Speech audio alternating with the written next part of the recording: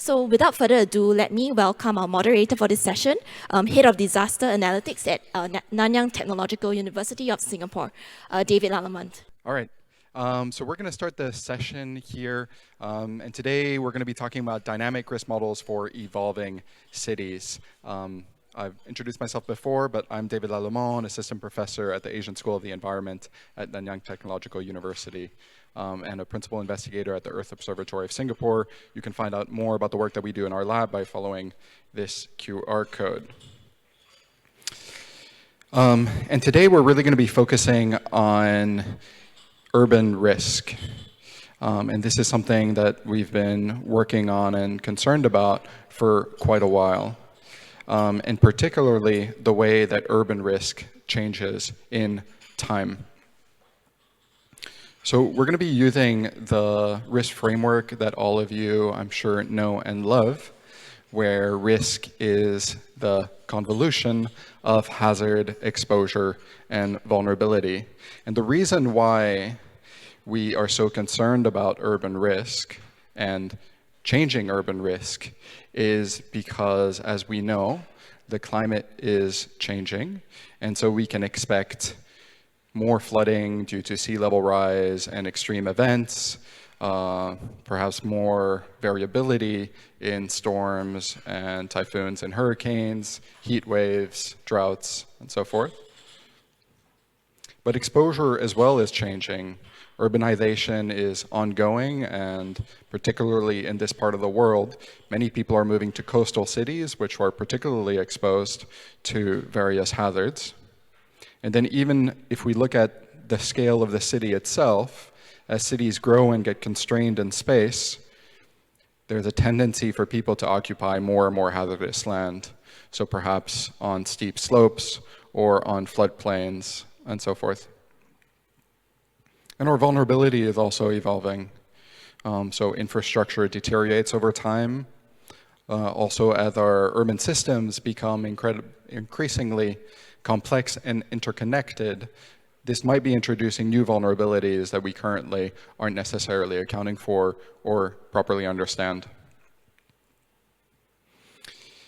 And this is really relevant because for a lot of the big decisions that municipal leaders need to be making and countries need to be making, they need a much longer time horizon of information on risk compared to a lot of the models that have been developed up till now, primarily by the insurance sector, though even the insurance sector is now more and more interested to better understand how risk changes in time. So, the work of developing models and tools to account and estimate how these things will change is the work that all of us here on the panel do. And our lab Marikar will be presenting just one piece of that, which is the vulnerability piece. But ultimately, what we want to be developing is this. And I think it's summarized well in this saying, if you do not change directions, you may end up where you're heading. So we're trying to develop the tools that show us where we're heading when it comes to risk, so that we can make decisions today to change our risk trajectory. And I'll use this picture again to say that, I am an optimist.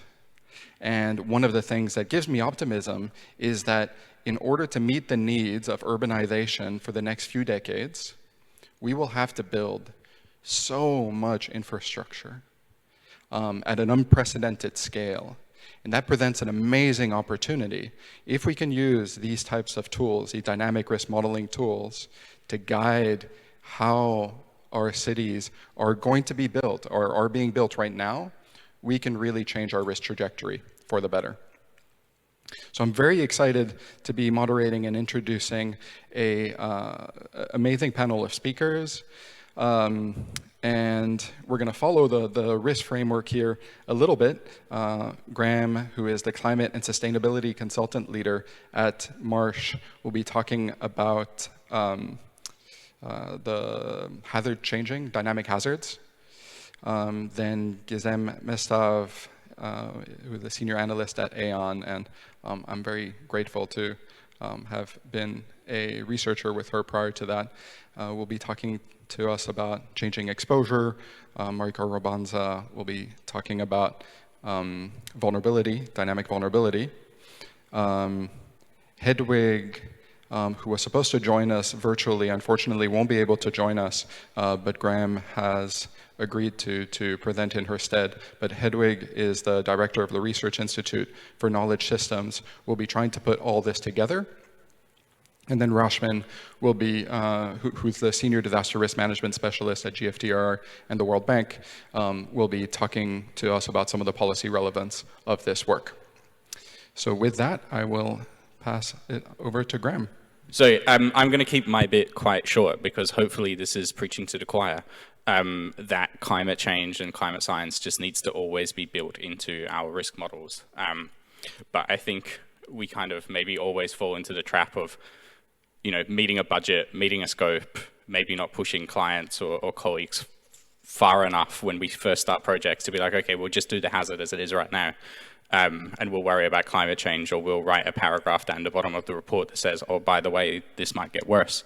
I think we need to stop that. And we can look at the AR6 very recently to kind of show that it's no longer kind of viable for our profession to be having those conversations because just extremes aren't what they used to be. I think AR6 was the first assessment report to start talking about compounding extremes. So we start talking about storm surge and rainfall events happening concurrently. And then the implications cascade. So we heard yesterday around the kind of impact of getting physical risk scores into the insurance markets and into capital markets. That kind of creates implications on our ongoing access to capital, which will potentially impede us being able to invest in the types of things we need to invest in. So it's kind of a negative spiral if we fall into it, if we don't start building in an understanding of the kind of changing climate needs right as we begin projects.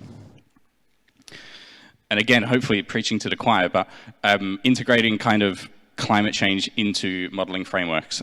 This is what I would say is a top-down approach when we start with kind of choosing our big climate scenario and going all the way down to what does that mean for a financial impact model. And we can select the bits where climate needs to come into it. And I think this is one direction of going if we have the models and we have the kind of global data sets to use. I would challenge us also to be thinking about going the other direction, going bottom up, starting with the financial impact that we can kind of afford or that our system can operate within, and then figuring out where do those kind of thresholds tip over into actually this system can't withstand the stress anymore, and where does that sit in our climate system, and is that actually a feasible outcome, and how do we need to think about robustness in that sense. So I think if we don't necessarily have the perfect science to be going down, we should be really conscious of, okay, let's start with the system and going up, and I think that's on us as risk scientists and professionals to be doing that. And also, one thing we speak a lot about in this topic is the temporal analysis, but I think there's also a need to look at resilience across different spatial scales as well to answer different questions. And I've just put out 3 examples of work we've done recently on integrating climate change into our risk modeling. And I want to start with the kind of asset level, so looking at big infrastructure facilities and looking at how the exposure to flood events changes at that particular asset. If I go into the middle now, there's also kind of a need for us to combine this and look at how this intersects across networks and supply chains. And when we start looking at the kind of, I think I'm sitting in front of it, which is worse, but I can move. When we start looking at kind of risk across time over different supply chain orientations, that's when we can start having, insightful conversations around how to change our networks, where we should invest, what types of different suppliers we need to rely on. And we can only do that if we start building in an understanding of climate change over time, and then similarly our networks over time. And then finally, I'm a risk modeler, I have to put in a PML curve. So our PML curves will change with climate change as well, and that has significant implications for our access to capital and financing needs. So just to finish off, because I'm going to keep quick, because I'm going to come back at the end as well.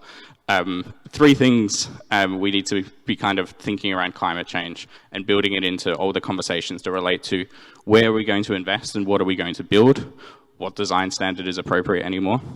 Second, and I think this one doesn't get talked about enough, is how do we operate networks into the future? Are our asset management principles kind of fit for purpose anymore? Utilities agencies, transport agencies have kind of, up until now going, if this extreme weather event happens once every 10 years, I'm okay with that disruption. I'll wear that. I'll transfer it to the insurance markets. I'll deal with the reputational fallout of the negative Straits Times article around, traffic didn't operate this day. But are we okay with that happening 5 times a year? And what does that mean for your asset management decisions? And then does that actually give you the business case to go, we need to build our infrastructure better? And then finally, future financial resilience. And this works, at a corporate level, at a state level, at a city level, in terms of if we start looking at climate change, how much can you actually afford to transfer? How much will the insurance markets be able to bear if everybody is only seeking to transfer that risk? And what do you need to do in terms of risk management and resilience at different levels to, reduce the reliance on transfer as your only mechanism for risk management? And I think that is me. Yes, thanks. Over to Gisem. Great, thank you, Graham. Before Jitham starts, I just wanted to remind people, particularly online, that you can submit questions through the online systems, and I'll see them here because we're going to have quite a bit of time afterwards for Q&A. And for everyone in the room, also, I would encourage you to start writing your questions down so we can ask them afterwards. Now, Gizem will be sharing with us some information about exposure. Thank you, David. Hello, everyone. Thanks for having me here. Today I will talk about the exposure component of dynamic risk models. And when we think of exposure, we can list a couple of indicators that are commonly used, such as building stock, population, infrastructure, socioeconomic indicators, or contents.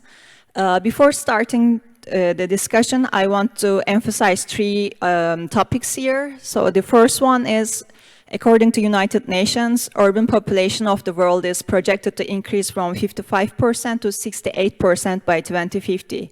I'm not quite sure if this still holds true after COVID, but I think it's important to emphasize here that 90% of the increase is projected to occur in Asia and Africa.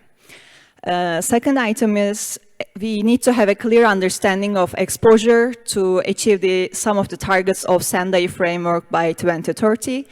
And finally, although exposure is very important, it is the least studied component of risk when compared with hazard and vulnerability. So I'm sure all of you are familiar with this, but when we think of exposure, we can have a spatial approach or we can have a temporal approach. And to make future projections, we can simply fit a curve or multiple curves, including uncertainty, to have an understanding for future exposure. But we want to have a spatio-temporal approach by taking both aspects into consideration. Even if we have a spatio-temporal approach, most of the studies in the literature generally focus on past or present exposure. So there's an example here from Shenzhen, China. You can see in the first figure that in 1979, the urban area was very small, which is shown with red. And when we have a look at 2016, we can see that it is urbanized very rapidly, especially after the opening up policy of China in 1980s. So we want to know what will Shenzhen, for example, look like in the future. So we want to model the urban growth. And in addition to machine learning models, agent-based modeling, one of the commonly used models is cellular automata models. Here, I wanted to represent it with a simple figure. You can see that we have time t0, and in each time step, the cells in this arrangement of individual automata, they are changing their states from live to dead, or in our case, from non-urban to urban. And each cell takes the inputs from neighbors, and with the help of some growth parameters and transition rules, and using a spatio-temporal process, we are trying to predict spatio-temporally urban areas in the future. So here I wanted to give you a flavor of this model called Sleuth that I used before. On the left-hand side, you can see the inputs it takes, which are slope, hillshade, transportation networks, excluded area, and the urban extent for 4 different time snapshots. And this is just an example. You can use various inputs, including socioeconomic data as well. In this particular example, we have 4 growth rules, which are spontaneous growth, new spreading center growth, age growth, and road influence growth. I think the growth rules are self-explanatory, and there are 5 coefficients which defines these growth types, which are dispersion, slope, breadth, spread, and road gravity. So after calibration, we are having a look at the values of these growth coefficients. And in this example, as you can see, highest is the spread. So we can say this city is governed by an edge growth. And the output of the model looks like this. In this figure, we can see the already urban areas with light yellow, and different shades of green and red shows us the urbanization probabilities in 2030. This is just using a business as usual scenario. However, different scenarios can be employed. You can see here an example of SSPs, shared socioeconomic pathways. So it will give us different scenarios, different features that we can think of. So the implications are we can make use of the exposure-informed planning instead of heavily relying on the engineering solutions. And we can make use of land use planning and zoning strategies to stimulate, prohibit, or discourage development in the cities. We can also couple urban growth models with different models, such as population growth models and economical models. And another important topic here is, I think, I am aware that in insurance industry now there is a demand to know future instead of focusing on next year or next 2 years. Now clients want to know 2050, 2060. So I think it's important to make use of this kind of more sophisticated, complicated models rather than purely relying on temporal approach. So we can improve the connection between urban planning and DRR with the help of this kind of models. So I want to finish my talk with this photo. Maybe some of you are familiar with this figure. It's from Star Wars. I have to confess that I watched Star Wars 3 months ago, all episodes. I mean, I've never watched it before. But I think it's good in a way that after thinking a lot about urbanization and disasters, when I see this scene, I thought, oh, it's an urban planet. It's called Coruscant. And I'm not quite sure about the climate of this planet, but I can see some clouds. So I suppose they have a really good drainage system. I will be happy to know what you think if you have watched Star Wars for longer than me.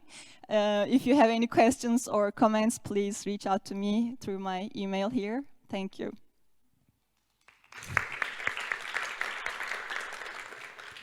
Great, thank you, Gizem. And now Marikar will share some information with us about evolving vulnerability. All right, hi, I'm Marikar. So Graham and Gizem have covered hazard and exposure, and I will cover the third element in the risk triangle, which is vulnerability. Modeling dynamic vulnerability in seismic risk analysis of cities. It's a mouthful, but it's the core of my PhD work, and I will share some insights on the importance of this type of modeling, some challenges, and also some emerging best practices. So what is vulnerability? At least in the context of risk analysis for the built environment, vulnerability is defined as the likelihood that assets will be damaged or destroyed when exposed to a hazard event. So at least for this talk, I will not cover socio-economic vulnerability, which is also another consideration for risk analysis. Vulnerability is typically described as a function that relates some hazard intensity and the probability of damage. In the instance for seismic risk analysis, it is common to use fragility curves, as you can see here. So for example, it relates a level of earthquake intensity and the probability of a building collapsing. So what you can see here is that at a specific level of earthquake intensity, you can see how different it is in terms of the probability of damage for an unreinforced rubble stone masonry construction compared to the probable damage for a reinforced concrete block construction. So the main thing here is that these curves, they are very specific to the site location, the damage level of interest, and third is the characteristics of the structure and construction material. So this third one is important when you want to model dynamic vulnerability because buildings change states over time and it causes significant impact on their vulnerability. So one example of a driver that changes the vulnerability of the building, physical vulnerability, is this pay-as-you-go process that's very common in developing cities, which is called incremental expansion. So for instance, in Kathmandu, Nepal, it is common that houses start from a one-story or two-story household, and then as time goes by or as resources become available, they become multi-story houses. And of course, it changes their vulnerability for earthquakes. So aside from incremental expansion, there are also many drivers that change vulnerability for earthquake risk. Some examples that increase vulnerability are related to deterioration, such as corrosion, fatigue, creep, or hazard-induced cumulative damage, maybe from aftershocks. And some that decrease vulnerability are strengthening interventions such as retrofitting, better maintenance, and building replacement. However, However, the issue here is that even if we know that buildings change states over time and that their vulnerability changes over time, current seismic risk assessment models assume that vulnerability is constant over time. So basically, most models that we have now, they assume that the building stays in its as-built state for throughout this lifetime. So what you're seeing here actually is called the performance-based earthquake engineering methodology. So when you want to evaluate the seismic risk of an infrastructure, this is like the gold standard, and it is widely accepted for decades now. And so the output here is a risk metric. It could be in terms of a collapse or a downtime. And it is obtained by combining the conditional probabilities of these variables, such as intensity measure, some structural response, a level of damage, and a decision variable. The main thing here is that even if it is the gold standard, it doesn't really account for the time dependence of the vulnerability of buildings. It assumes that the building stays at its state throughout its lifetime. So one of the projects that we have been doing in our lab is modifying this traditional seismic risk analysis and incorporating a time-varying module to account for the time-varying vulnerability. And in our work, we are currently seeing very few examples that attempt to implement this type of application to account for dynamic vulnerability. So some examples are varying in scale. Some account for single building, single bridge, or even also a community scale. But so far, there is no explicit application for policy analysis. And they're also limited to just one driver of dynamic vulnerability.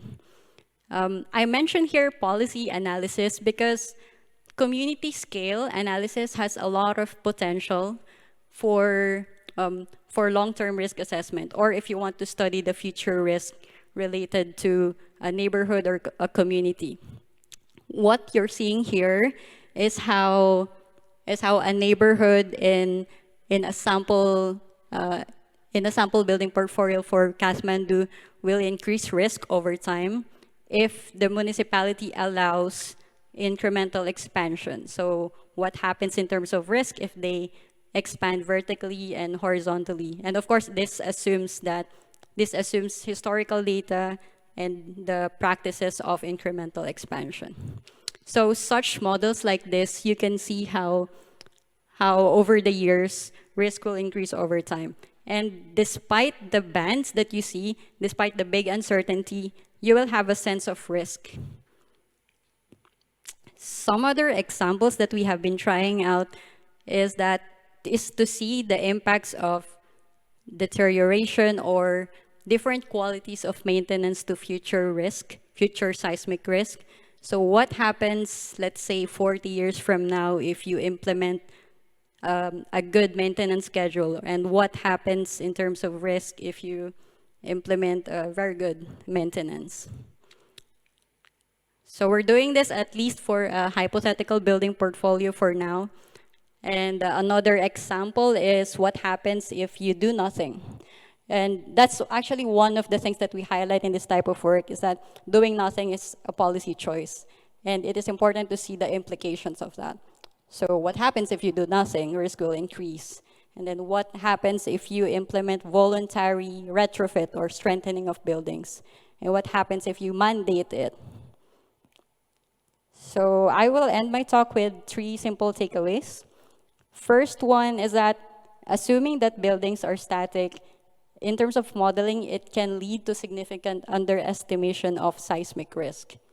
Second, even if the uncertainties are large in such type of modeling, the disaster risk of rapidly changing cities, they are predictable and they are important and useful for planning. And third one, maybe as you would have guessed, this type of modeling is not as mature as dynamic hazard and dynamic exposure. It's still not mature in terms of modeling, because it also relies on good data on vulnerability and good fragility curves, at least for seismic risk. But looking on the positive side of this adds to the motivation that we should collect better fragility curves. Yeah, that's it. Thank you, Marikar. Now I'm going to invite Graham to come back and share work that Hedwig van Delden has led. But as I understand, Graham has worked closely with her on some of this. Thanks, David. Yes, this should not be me presenting this, but I will do my best to represent Hedwig. But it's work that she's continuing, but I worked on quite a bit a couple of years ago before moving to Singapore. So this is fantastic because I've always given this presentation having to explain what all the bits are, but everybody's already done that already, which is nice. And effectively, all of these drivers came together for us to be asked to kind of pull it all together into an integrated approach. And this research and the subsequent software that was developed off the back of it came up from responses post-Queensland floods. So this was funded in Australia. Post-Queensland floods, 2010, Victorian bushfires, same time, of going, we keep on having these royal commissions that say land use planning and building code changes are the most effective things you can do to reduce risk, but we keep on buying fire trucks. So we need to change that conversation. And this was actually the Country Fire Authority in Victoria going, how do we better justify changing land use planning strategies and building code strategies to Treasury? Because they understand the fire truck and we get money for that, but we can't keep on building fire stations quickly enough, given how fast Melbourne is growing. So it was to pull it together into, a dynamic risk assessment and a way of kind of giving a business case for long-term risk reduction strategies. But the fun with integrated modeling approaches is you get lots of data and sometimes it makes sense. So I want to start with, you start with some data and then you might get a bit more data. And then the real challenge is stitching it together. But when you kind of do it with people and doing it in a participatory process, you can actually start getting some kind of creative solutions. And that's what this project and this software was all about, of bringing people together more creatively to kind of stitch the data differently to get different insights. And it came into a software package called Unharmed, which is why you should never let a software developer name software. So it's unified natural hazard assessment, risk management, exploratory something. But Unharmed works. And it's a tool for proactive disaster risk assessment and risk reduction planning. all about considering long-term dynamics, uncertainties between hazard, exposure, and vulnerability, and putting it together into integrated scenario analysis. And being able to go, okay, if we put a mitigation strategy in 5 years' time and it runs for 10 years, what does it actually do on long-term average annual loss or exposure metrics or whatever you want to test? So if I start with risk assessment, this is bushfire in Adelaide, if anybody knows South Australia. It catches on fire relatively frequently. So hazard is there. It's a function of land use, because with bushfires, land use drives interactions. And then you have the value of stake, the exposure metrics, and then we have vulnerability functions. So this has all been presented for me. And then we pull that together into an average annual loss or whatever loss function you want. And that's risk assessment 101. But then the fun is everything changes as soon as you kind of go to next year. So the land use in 2016 is different to the land use in 2050, and hence the exposure value is as well. And actually the hazard in 2016 is going to be different in 2050 because of climate change, as I mentioned, but also because the land use will impact on the amount of vegetation there. So the hazard itself is a function of the exposure. And then subsequently, that means all your loss metrics will be changed again in 2050 as a function of all of these three things changing and interacting with each other, which is good fun to model. And then we build in risk reduction strategies. So looking across hazard, vulnerability, and exposure, what can you actually do to reduce each side of that triangle? And this is a video which hopefully works. Is it working? Yes, you'll see the purple on this right-hand side growing. That's industrial land development in a port site in Adelaide. And the green and the red is the average annual loss every year, kind of ticking along. And this is running from 2016 to 2050. You'll see the timer in the top corner.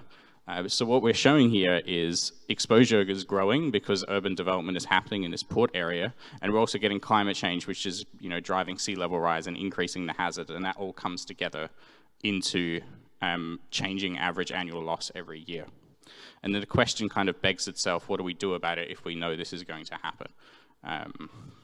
So we looked earlier about kind of the drivers for land use change. One of them is what creates the kind of driver for commercial development, and we can look at this map for Adelaide as to where commercial development is attractive based on infrastructure and access to customers and all these types of things. And then we can look at a flood map and go, how do we, redirect development away from where a flood is happening somewhere else in the next 20, 30 years? And do we do that with restrictive zoning in that site? Or do we make other sites more attractive by investing in infrastructure to make an area more kind of, attractive to investment? And these are the types of policy questions that, we need to be able to provide answers to. And if we look at the risk, we can go, okay, it gets bigger in 2050 under RCP 8.5. Maybe we can build a seawall and reduce that. So we can flick backwards and forwards and go, okay, we're actually, very simple, turning red into green by building seawalls over the next 10 and 20 years. But you need to be able to show these numbers to get the investment case. So that's a kind of rapid way through the software that we've been working on for the last 5 or so years and is now being rolled out across some government jurisdictions across Australia. And I just want to highlight 3 things because the modeling is one bit and the graphics, as nice as they are, colorful maps, it really does need people to be involved in the process. Exploring different scenarios. We mentioned SSPs earlier. Looking at different growth scenarios is really important. Understanding what is possible, what isn't possible, kind of arms decision makers with the insight to take action. When we're doing the impact assessment and the modeling, it's really important that it is integrated. If we start with the big system, we can understand where the gaps might be, rather than just going, I just do hazard, so I'm going to make this one little box of mine really, really, really good. We can take a kind of bigger systems view because other parts of the system might be more relevant. And we have to involve decision makers into the development of these systems and get them confident with the metrics and what goes into it, because otherwise that trust breaks down. You can email Hedwig with all your questions and some publications as well off the back of that. Thanks, David. Thank you, Graham. Very quick feedback about the software. For you may be like me who are red-green colorblind, I was very sad to not be able to see what seemed like beautiful animations. Great. So now we have Rashmin, who should be joining us virtually. Great. And I'll just pass it over to Rashmin. Hello. Thank you, David. Let me see if I can share my screen here. Excellent. Okay. Thank you. Thank you so much, everyone. It's a pleasure to be here and to connect with you. Unfortunately, I'm connecting remotely, but I'm there in spirit.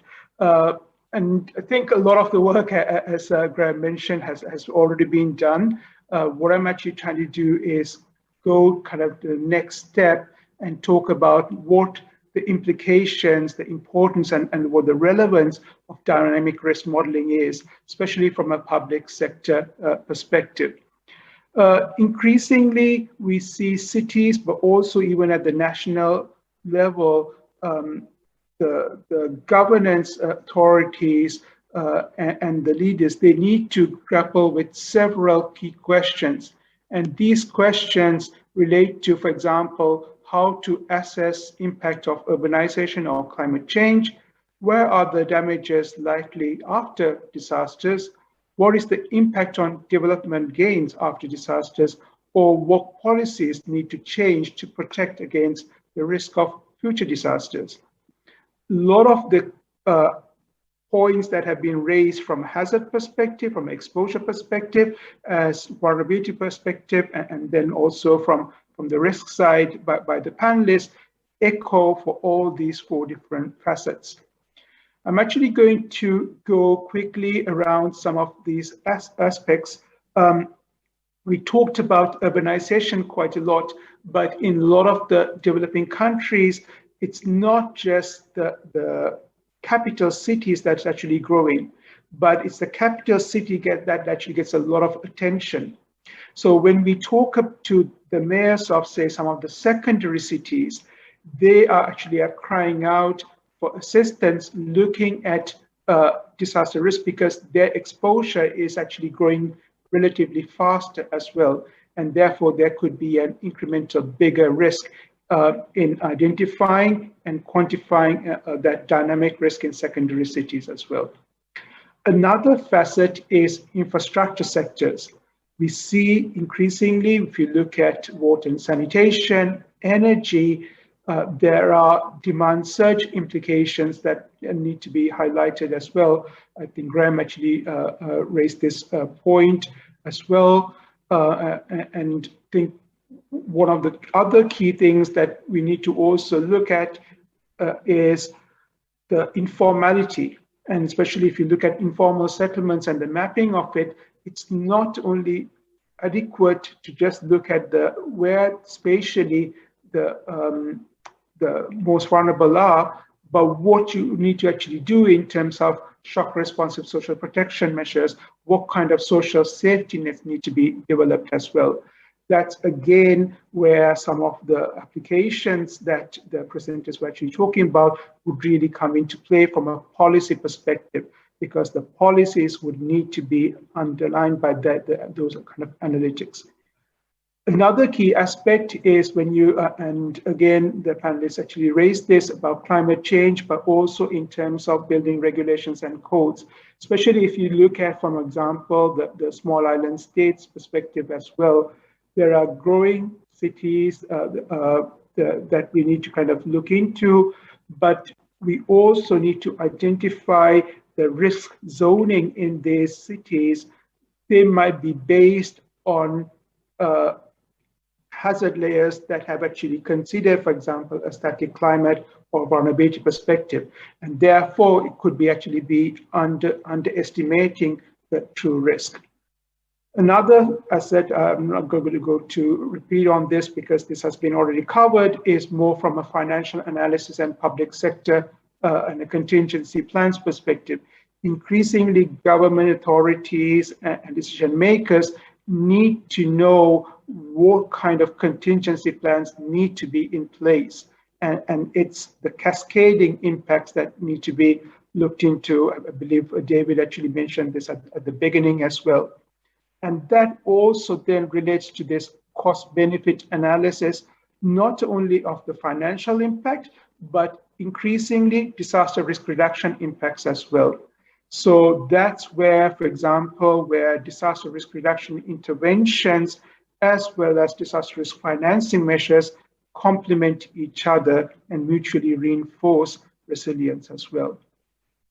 Finally, I want to talk briefly about the temporal and spatial aspects of rapid post-disaster damage estimation. And this is going to actually be key, especially when we are increasingly going beyond just looking at the natural hazards themselves, but also when you're looking from, for example, a pandemic perspective. And I will actually get on to that in the next slide. Another aspect is also when you're creating the city disaster vulnerability indices that government stakeholders or municipality stakeholders, they are very keen to look at the changing nature of risk and how you need to look into it. And this is again an example, and sorry, I think I came to the same fallacy as Graham on this, David, of using green and red colors. But just to highlight, there are more red colors over here in the central. Before, this is a kind of a flood intervention project. But the key point here is that after intervention, there's actually much more white over here. And that's just saying, okay, we have actually managed to reduce the total asset losses for buildings and contents within a 20-year return period timeframe. Another key facet that some of the presenters also talked about, but is increasing important from a public sector perspective, is of risk communication. We actually need to talk about, okay, what these impacts are. And again, this is something that I was actually looking in terms of, talking in terms of the impact of the pandemic. In this case, we are looking at the city of Bogota in Colombia, and we are looking at mobility percentages before and during the pandemic. And what we're actually seeing is that a lot of the people kind of during work times, they were actually kind of higher in some of the more affluent areas as well. And this actually helped target some of the more intervention measures that the city actually used. You could also integrate the socioeconomic data sets like the census data sets that actually being talked about, Marika, for example, with the cell phone data sets, for example, which actually shows you origin destination matrices to develop some of these further analytics. Just quickly want to highlight that if you integrate all of this, we can actually develop stronger partnerships that leads to building sustainability to a resilient future. On that note, I will stop. Thank you very much. Great. Thank you, Rashmin, and thanks especially. I know that you're calling from DC, where it's now getting very late. So thank you for joining us, Rashmin. So we now have some time for questions. So while the people in the room and online post their questions, I will start with one. I was very impressed with what you showed, Graham, of the work that you've been doing with Hedwig on the unharmed software, and even how it even accounts for the feedback between exposure, which also impacts the hazard. So based at least on the case study that you showed, and I know this might not be generalizable in other situations, but were you able to identify what the main driver for increasing risk was, at least in this case? Yeah, definitely. And very case study dependent everywhere. And also peril specific as well. So the kind of coastal flooding is exposure driven. It's zoned for an actively developed, to be developed area. That area that I showed you being flooded, the island has a power station on it. There's about 10. I don't know if you've seen any of the furor in Australia and the US around the submarine build. I don't know if that has come across anybody's radar in terms of how we're building submarines. That is where we're building the submarines. So there's billions and billions of dollars worth of infrastructure going in there. And it's massively exposed to sea level rise. So kind of the strategic imperatives, not just the financial implications of it, of development in that area are quite interesting. Wildfire, very climatically driven. To some degree, the wildland-urban interface growth is a significant driver, but the kind of rapidly increasing extent of fire-prone season is the main driver there. So it's very different, and I think that goes to show of you need to pull it together to kind of understand what the drivers are, rather than taking that biased approach to begin with. Yeah, and I find that really interesting because I think when most people think about changing risk, they automatically think about climate change as the single driver, or at least a predominant driver. And I think it's very interesting to see that in many cases, depending on the hazard and the location, that won't be the case. Another question I had for anyone on the panel is that most of the way that we analyze risk today is using these static models. And in my view, that really constrains the type of policy analysis and policy design that we do. So with the use of more dynamic models, what are some of the new policies that we might imagine that we currently aren't doing with the static models? Maybe Markar or Gizem could share their thoughts. Maybe in terms of the exposure component, it's important to define different scenarios, as we also mentioned.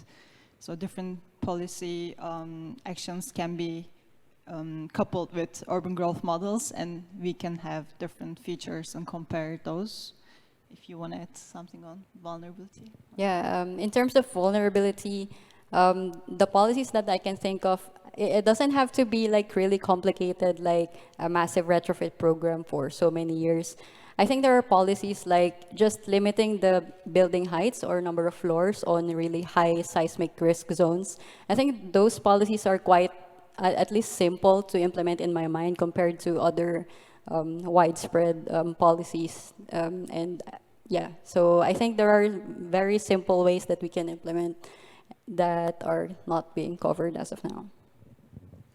By the way, Rashman or Graham, do you also want to take a stab at this? Rashman stayed up late, so maybe he can go first, but I have a couple of thoughts. Go ahead, Graham. Okay. Sure. I think with these types of more dynamic models, what the interesting bit as well is we can start talking about what is the impact and the co-benefits of other development plans as well. So it doesn't need to just be, we need to invest in flood defenses. It can be, well, let's start using our already existing investments in municipal infrastructure around train stations and bike parks and all these types of things to go, well, can we kind of allocate development in areas that's more safe to begin with and start showing the benefit of that rather than just going, it's a big cost to build something in concrete. It's maybe we're building this and we can kind of tweak how it's designed and where it's located to shift into a more kind of resilient development pattern to begin with rather than the kind of catch-up bit. And I think we can start to show that when we start modeling these types of things. Thank you, Rashman. I agree. I think that there is a lot more focus, as I said, not only on some of the capital cities, but also on some of the more secondary cities that actually are needed as well, right? So some of it then that kind of ties into not only kind of the development challenges, but also some of the urbanization trends as well. And particularly relating to, okay, like we were talking about some of the flood mitigation challenges, but also when we are looking at from a climate change adaptation aspects as well, I think this is actually going to be a key facet a lot of the analytics that are provided from a climate change adaptation perspective are based more from a static modeling side, and that needs to change as well. And also, as I mentioned, there is a huge gap in understanding. A lot of the analytics has been developed more from the scientific community, but we don't effectively be able to uh, kind of explain that to the not only to the economists, but also to the politicians who actually are making those decisions on the ground as well. So I think that's another area that needs to be looked into. Yeah, thank you. Thank you, Rashman.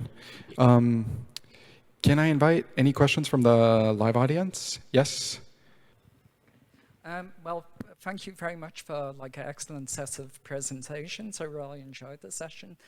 Just a few questions about the modeling approaches, particularly the CA modeling approach, also the unharmed model. So I wanted to ask about the methods for model validation. So when it comes to different scenarios, obviously we get predictions of the model, but it's important that those predictions be accurate. So if you could talk a little bit about the model validation process and also associated with that, the uncertainty surrounding the model predictions. A second question is about the incorporation of imperfect information amongst economic agents when it comes to making decisions. So if we imagine that economic agents or people living in our city have perfect information and sort of forward-looking, then we would expect them to maybe make rational location choices based upon the knowledge of hazards and risks in the city. But obviously in the real world, people don't have perfect information. So to what extent are the modeling approach is able to account for this imperfection of information? Thank you. Great, thank you. I'm told we have 3 minutes. So Gizem, do you want to take a stab at the first part? Yeah, okay. Thank you for this question. I think it's very important to validate the model. Of course, it's hard when you have multiple scenarios to do the validation, but for the business as usual scenario, I can maybe speak.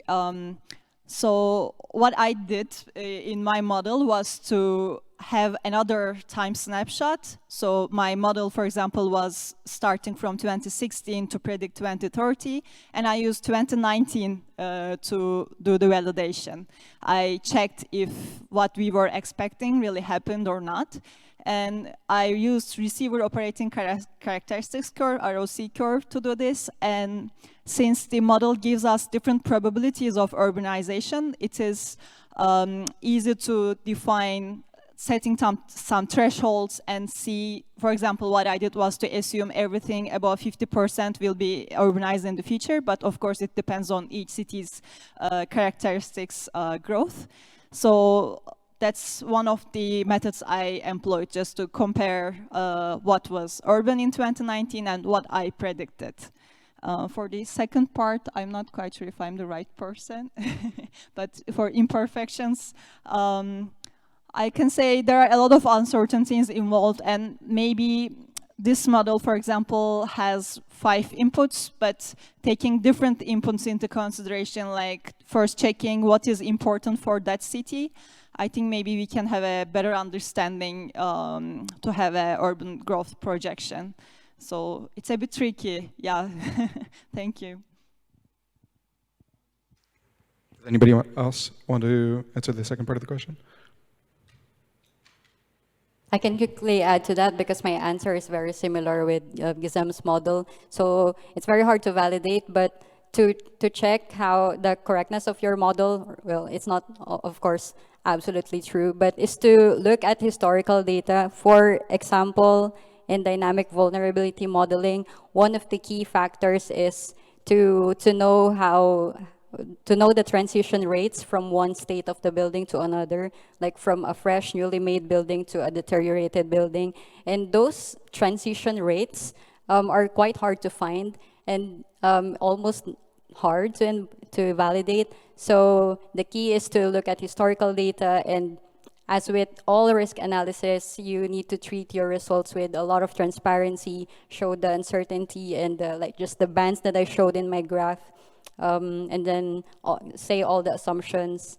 And in terms of the incorporating imperfect data, on the top of my head, you can maybe incorporate weights just to make sure that be transparent on the weights that you added to your model, if they are relative or if it's just like from your knowledge to in your model. So I guess all those assumptions are very much appreciated in this type of modeling because you can really capture the exact future risk that's going to happen in the future. Great, thank you. So we're out of time, so I just wanted to thank all the panelists, including Rashmin and Hedwig, also who wasn't able to join. So a big round of applause to all the panelists. And I'd also invite all of you to contact them if you have more questions. I know that we didn't have much time to answer all of your questions. So thank you again.